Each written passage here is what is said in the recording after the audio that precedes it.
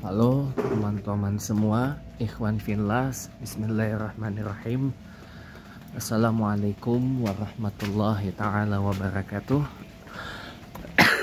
Alhamdulillah wa syukurillah wa syukur bi ni'matil iman wal islam wassihah wa taqwa wa tauhid Allah. La haula wa la quwwata illa billahil aliyil azim. Pada siraman rohani Assalam edisi Qodho yang kedua, karena konten siraman rohani Assalam tidak tayang di YouTube saya 2 kali. Jadi untuk pemakluman, untuk pemberitahuan, tayangan siraman rohani Assalam di kanal YouTube saya James Cohen Smith Windsor itu tayang setiap Jumat. Jadi seminggu sekali. Setiap Jumat, biasanya sebelum waktu sholat Jum'ah untuk wilayah Jabodetabek atau DKI Jakarta dan sekitarnya. Cuma karena ada satu dan lain hal, konten siraman rohani Assalam itu tidak tayang. Jadi kalau kemarin malam adalah edisi Qodho di Jumat yang pertama tidak tayang,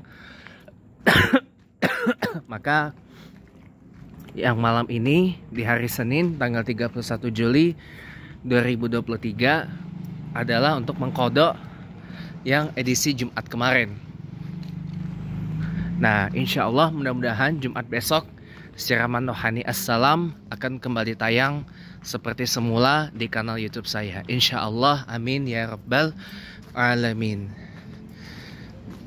Tadi saya ada pengalaman yang menurut saya ini tidak patut untuk Anda tiru, tidak patut untuk ada contoh, ya. Yaitu saya agak sedikit tertawa, ya. Agak sedikit tertawa ketika mendengar tadi imam salat Isya di Musalla Al-Muhajirin di Perumahan Boy Bintaro Permai, Sanggerahan, Jakarta Selatan, tepatnya di Kampung Bulaksari. Itu tadi imam sholatnya membaca surah Al-Humazah itu memang agak sedikit belepotan. Bukan agak sedikit belepotan lagi, belepotan banget. Sehingga saya ketawa sendiri gitu. Bukan sayanya yang emang niat mau ketawa gitu, tapi saya ketawa mesem-mesem gitu. Gak saya luapin seperti sekarang ini. Iya, sebab kalau saya ketawa ada yang saya luapin seperti sekarang ini, ya apa? Nanti disangka gimana gitu. Dan itu juga nanti bisa membatalkan sholat. Jadi saya ya paling ketawa sedikit sambil senyum aja. Iya, karena memang saya sensitif gitu loh mendengar orang kalau baca surah Al-Quran beleberan, belepotan dalam sholat, itu bahaya banget. Itu bisa merubah arti. Nah, untuk mengingatkan kembali, ya, saya sebenarnya pernah bahas ini tentang kriteria menjadi imam sholat, tapi Anda silahkan buka lajah, ya, tayangan YouTube saya sudah bahas itu panjang lebar. Nah, pada edisi siraman rohani Assalam ini saya sampaikan konklusinya dari konten itu. Apa itu?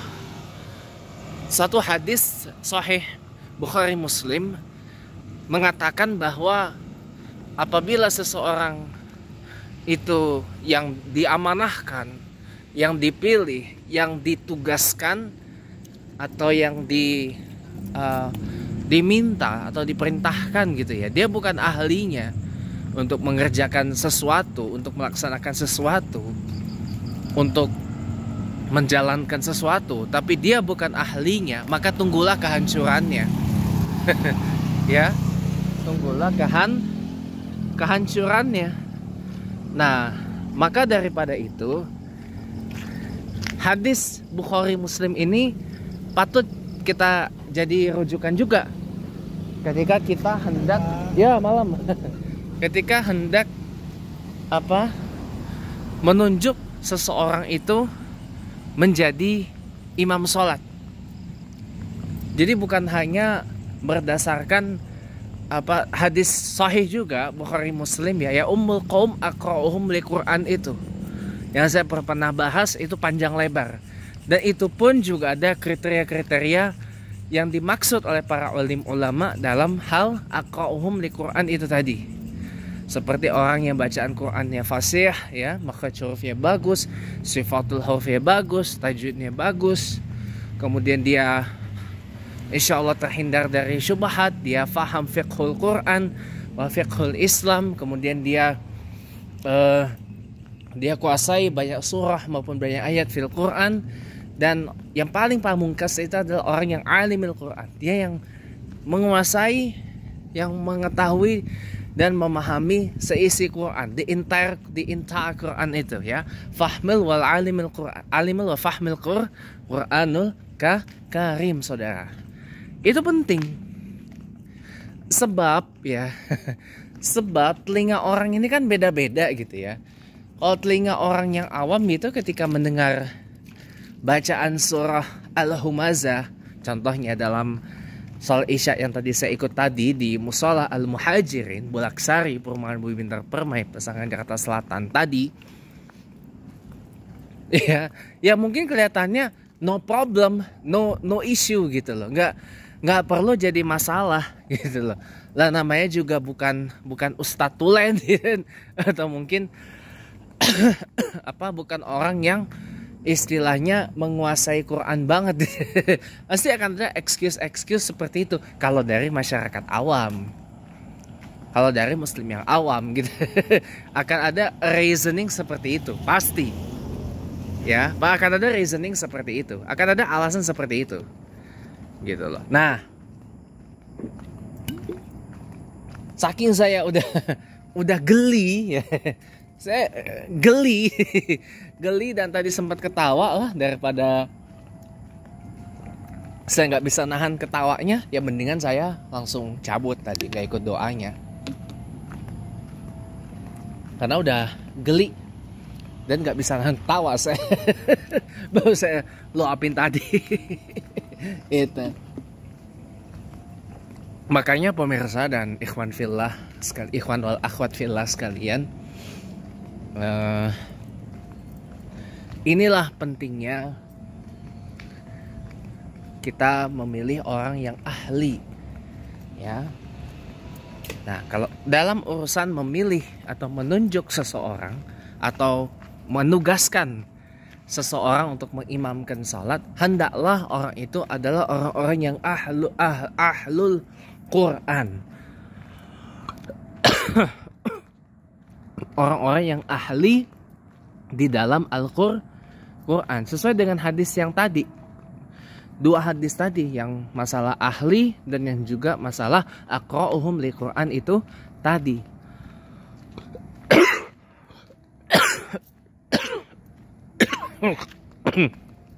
Itu yang utama. Kalau perkara yang lain-lain seperti tuan rumah, pemimpin setempat, kemudian yang berusia tua, kemudian yang sudah menikah dan sebagainya, itu bukan syarat utama. Itu syarat yang boleh dibilang it's an option, adalah opsi. Karena sekarang para pemirsa ikhwan akhwat fillah rahimahullah wa hafizahullah, banyak masjid dan musalla khususnya di Indonesia ini, bil khusus mungkin di Jakarta, banyak yang mengemploy para hafiz, para hufaz untuk menjadi imam sholat. Itu rata-rata mereka yang muda. Jadi regenerasi, jadi tidak yang sudah tuir-tuir atau yang kewut-kewut terus yang ditugaskan, tapi mulai sekarang ambil yang muda-muda, yang segar-segar, yang insya Allah mereka bukan hanya sekedar hufaz, tapi memenuhi kriteria aqra'uhum li Quran itu tadi. Gitu. Nah, jadi ini penting saudara. Penting, kenapa saya bicara ini, agar pada lain kesempatan Ya. Apa? Telinga orang-orang yang sensitif macam saya ini nggak sampai geli gitu loh dengar ini orang baca. Ya gitulah. Saya nggak bisa nahan ketawa nih jujur. Bukan maksud saya melecehkan atau mentertawakan apa ayatnya, enggak, tapi orang yang membacanya ini membuat saya tuh jadi geli. Nah, kenapa saya perlu mengatakan ini? Karena supaya telinga orang-orang yang rada sensitif kayak saya ini nggak sampai geli gitu loh ketika dengar bacaan Al-Quran seperti yang tadi saya ikut sholat jamaah di musola tadi, agar tidak terjadi excuse. Ya namanya juga bukan orang yang bukan orang yang bukan hafiz, bukan ustadz ya, bukan orang yang ngaji Iqra gitu ya. bukan orang yang istilahnya kalau bahasa Inggris with permission ya, dengan izin, expert gitu ya di bidang itu. Ya itu kan alasan-alasan atau reasonings yang dikeluarkan oleh masyarakat awam, masyarakat muslim yang awam gitu loh. Ya jadi ya itu makanya ini penting untuk saya sampaikan di forum yang mulia ini ya, untuk saya sampaikan dalam kesempatan yang sangat bermaslahah ini, agar supaya lain waktu ya hati-hati. Makanya saya selalu sampaikan ini kepada ikhwan akhwat fillah sekalian, para asatiz wal masyayikh ya, yang kebetulan mungkin yang menyaksikan tayangan ini adalah berkhidmat sebagai pengurus masjid maupun pengurus musola. Ini hati-hati dalam memilih atau menugaskan seseorang menjadi imam sholat. Jadi perlu diketahui bahwa syarat untuk menjadi imam sholat itu tidaklah mudah. Kalau syarat-syarat yang selama ini digaungkan seperti yang sudah tua, sudah menikah, tuan rumah, warga setempat atau pimpinan setempat, itu bukan syarat utama. Tetapi syarat utamanya itu adalah aqra'uhum liquran. Mereka yang bacaan Qur'annya bagus, fasih, tidak berucak-berucuk seperti tadi, tidak acak-adul seperti tadi, ya, yang sifatul hurufnya bagus, tidak terbata-bata, yang makhraj hurufnya bagus, yang tajwidnya bagus, yang baca Qur'annya yang paling penting sekali lagi tidak terbata-bata seperti orang ummi. Itulah satu. Yang kedua, orang yang dia kuasai banyak surah maupun ayat-ayat di dalam Quran. Yang ketiga, orang yang faham akan fiqhul Quran, alimul wa fahmul fiqhul Quran. Ya, alimul wal fahmul fi fiqhul Quran. Jadi orang yang paham dan tahu dan paham fiqh Quran. Itu kalau orang sudah seperti itu, insya Allah terhindar dari atau terjauh dari perkara-perkara yang sifatnya syubhat alias samar-samar. Dan yang terakhir, ini yang paling pamungkas dan sekaligus yang paling berat.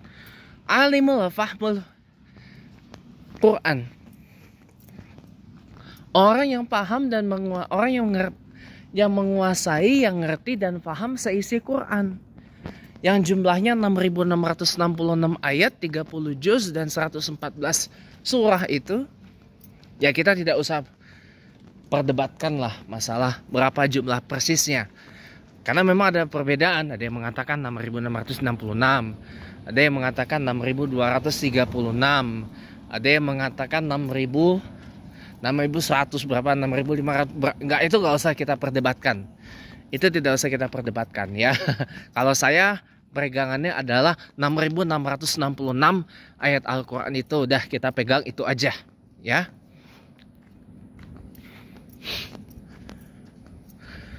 Orang yang ngerti, paham dan dia kuasai seisi Quran itu ya, dan dia jaga masuk kategori hufaz ya, hafiz ya, tahfizah bagi perempuan, itu paling pamungkas itu dari aqra'uhum Quran itu tadi.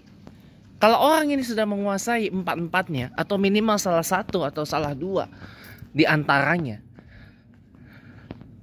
itu bisa dia jadi imam sholat. Jangankan untuk 1 perkara atau 2 perkara atau 3 perkara qara'ul Quran tadi. Kalau dia kuasai kalau dia lulus semuanya, itu dia bisa untuk jadi imam sholat. Sangat bisa banget gitu loh. Sangat bisa banget. Yang penting itu tadi, aqra'uhum liquran itu tadi terpenuhi dengan 4 definisi, 4 kriteria. Aqra'uhum liquran, 4 pentafsiran atau pendapat para alim ulama tentang aqra'uhum liquran itu tadi. Nah, maka para pemirsa, para ikhwan akhwat fillah rahimahullah wa hafizahullah sekalian, ini perlu kita catat baik-baik, khususnya bagi anda-anda yang pengurus masjid atau musala yang menyaksikan ini. Mudah-mudahan ini bisa menjadi sekedar tafakkur, jadi perenungan untuk saya, untuk anda, dan juga untuk para ikhwan akhwat fillah yang lain. Jadi 2 hadis tadi yang ya umul qaum aqra'uhum liquran, sama tadi kalau yang bukan ahlinya maka tunggulah kehancurannya, mudah-mudahan bisa jadi perenungan ketika misalkan yang nonton ini adalah pengurus masjid atau mushola. Itu jadi perenungan untuk menugaskan orang yang menjadi imam sholat terutamanya, atau muazin, dan juga muazin, mohon maaf bukan atau, dan juga muazin itu juga harus hati-hati, karena salah kita melafazkan itu bisa merubah arti. Itu penting. Kalau yang menyaksikan ini di luar itu, mungkin 2 hadis tadi bisa jadi perenungan untuk memilih pemimpin di tempat kita masing-masing. Semoga bermanfaat.